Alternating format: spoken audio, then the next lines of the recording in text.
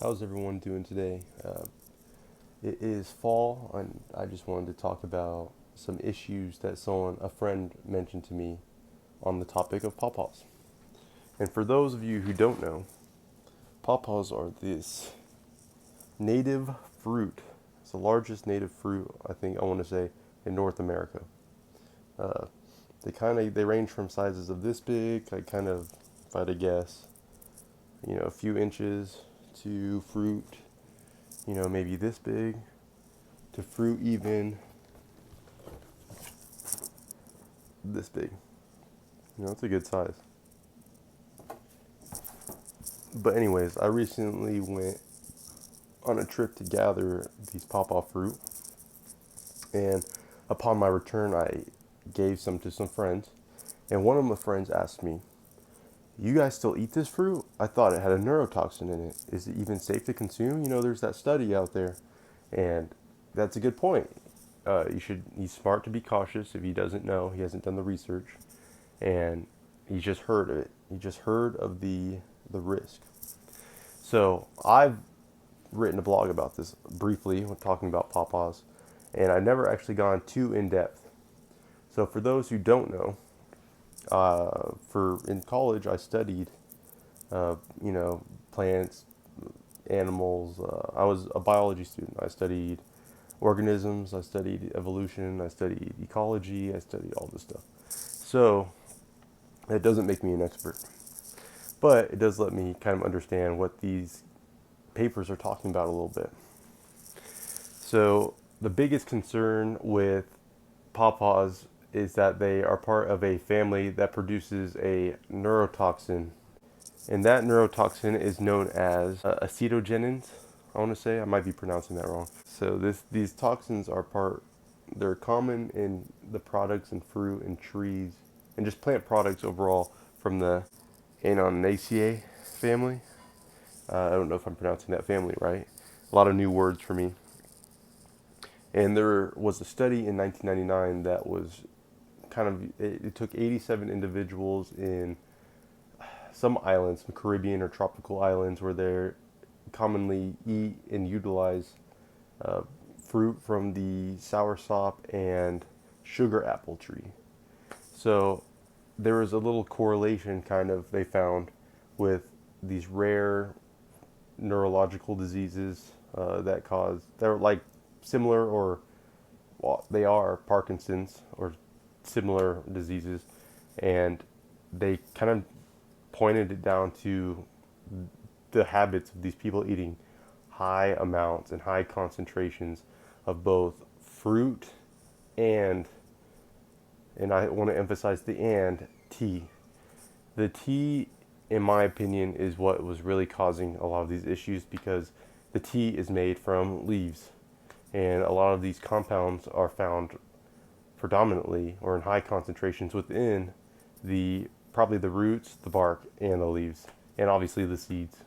So this is really to discourage insects and other mammals to prey on this tree and do damage to this tree and to anything that has to do with reducing its fecundity, reducing its ability to reproduce and spread offspring, or potentially kill the tree. So I felt that that was pretty significant that they were drinking the tea from the leaves, and that's probably, in my opinion, why one of the main factors as to why so many of these people in this group got a type of Parkinson's or other similar neurological disease. This study was then catapulted into the future. They used it in a recent study. I can't remember the year. I want to say 2025, 2024, but this one was titled Progressive Supranuclear Palsy in Pawpaw.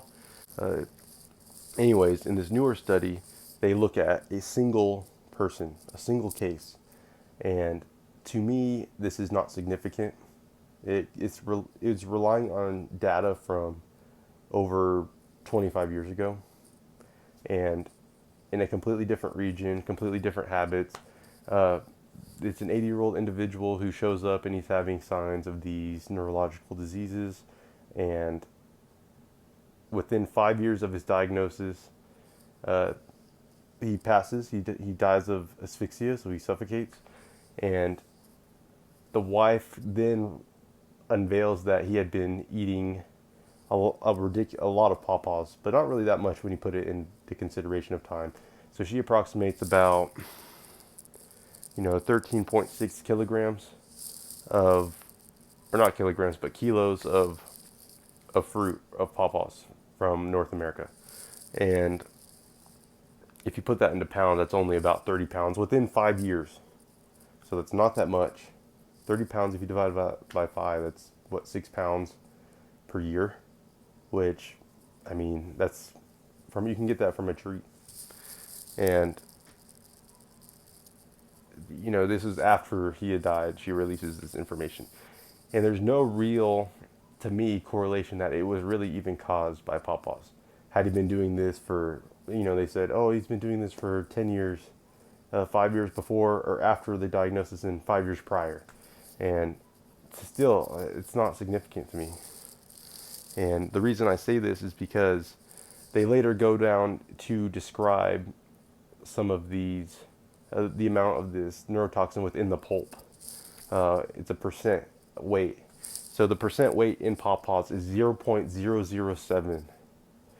You heard me right. 0.007% weight of the toxin within the pulp. And now I'm wondering, what is the pulp? Is the pulp the entire edible part of the fruit? Is it the fibrous coating around the outside of the seeds? What is it? And then if you compare that to soursop is 0.002% of the toxin is of its weight of the total pulp, which still leaves a little bit of ambiguity. So I don't know. Correlation does not equal causation.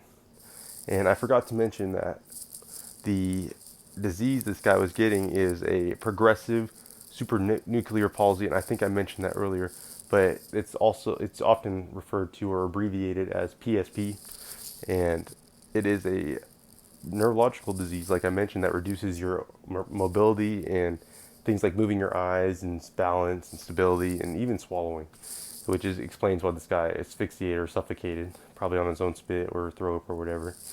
But yeah, these are from the studies and all this. I get what they're trying to say, but to me, there isn't enough evidence.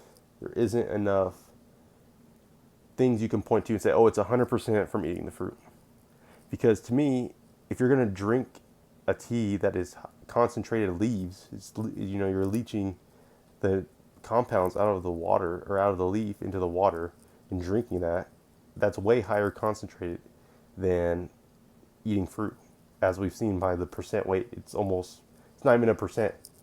That's tiny. And I get it's a neurotoxin and there's studies with mice and all this, but in these studies they're injecting these mice with high concentrations of this stuff compared to what is found in fruit. So take it with a grain of salt. Correlation does not always equal causation. I always have to tell people that. And what that means is, an example of that is, if you get a call at 4 p.m. on a Friday and your front right tire blows out, just because you get a call at 4 o'clock on a Friday doesn't mean that your tire is always going to blow out. It's just it could be coincidental, or it could be a whole lot of factors. Things to consider, because a lot of people misrepresent this in a lot of popular science, and they'll use it for clickbait and they'll use it to get you to have views. But you can just see where you can mislead people, especially when the sample size of a study or even a case study is 1.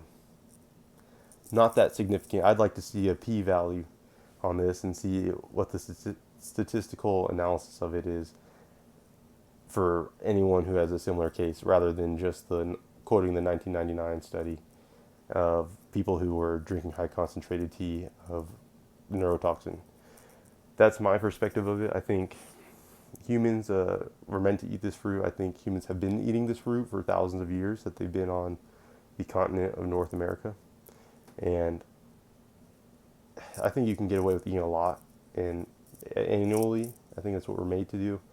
But just don't be a glutton. Everything has a balance. Don't overstep that balance. Try your best not to. Just eat what you can. I mean, I know I've eaten a lot this year, but in years past, I only got like maybe 10 to 12 fruit and then share it with people and all that. I'm not trying to binge eat. And even within this fruit, it's not a cultivar. And the wild fruits can have so much seed, have barely any meat or flesh to eat, and it's kind of a gamble what you even get. So you make the decision on whether you think eating pawpaws is a tradition for you. It's a risk you're willing to take. I mean, in my perspective, if I lived to 80 and I ate 6 pounds of pawpaws a year and that was my time to go, then that just might be my time to go. I'd rather live a life where I had joy, I enjoyed this, and got to live longer than the average male in the United States, and then succumb to my habits, than to live to 100 and never really enjoy my life, never really enjoyed the simple things that nature provides for us. So, just some food for thought. I personally will continue to eat Pawpaws.